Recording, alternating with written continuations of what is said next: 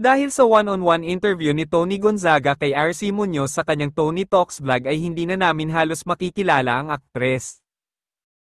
Sa tuwing naririnig naming nabago ang mukha ni RC, dahil sa kakaretoke ay hinahanap namin ang mga lumang larawan niya sa internet at isa kami sa nagtataka kung bakit pa niya ipinabago, maganda na naman siya noon. May dahilan naman pala ito dahil sa isang freak accident noong 2014 na muntik na niyang ikabulag. Tumama ang mukha niya sa mikropono habang kumakanta kasama ang bandang Philia. Ayon kay RC, since metal band ate, tawag kay Tony, there's a mic stand in front of me, syempre headbang ganyan, pag headbang ko sa mic, sumaksak sa mukha ko like sa nose and eye sa eyelid, kaliwang mata, and my nose was open, broken cartilage, pagmumwestro ng aktres kay Tony. Tanging nasambit ng host, major procedure, artista ka pa naman.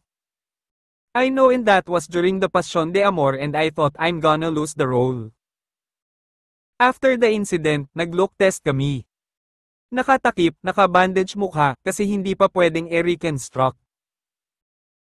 Kasi kailangan pang kumuha ng cartilage sa ibang bahagi ng katawan, kasi it's a major operation talaga, pagbabalik tanaw ni RC.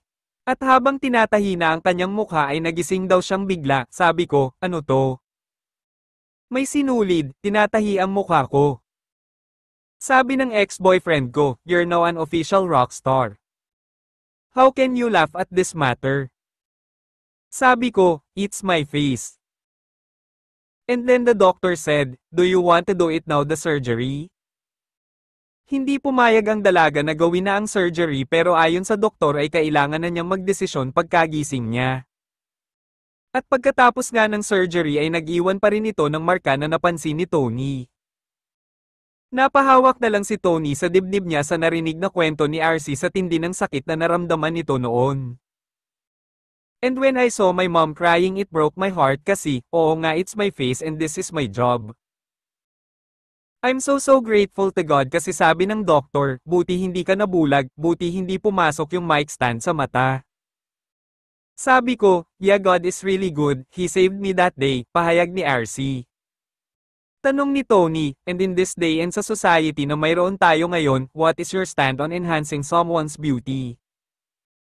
When I had my first surgery, it's okay because I wanna boost my confidence and I was pretty young and I really need guidance during that time.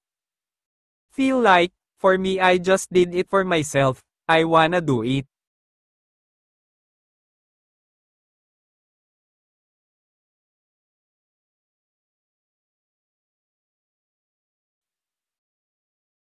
I wanna enhance what is God is already given me, say ni RC. Dati raw ay kung ano-ano ang ipinagagawa niya hanggang sa may mga pumipigil na sa kanya dahil okay naman na siya at maganda na, hindi na kailangan pa ng additional enhancement.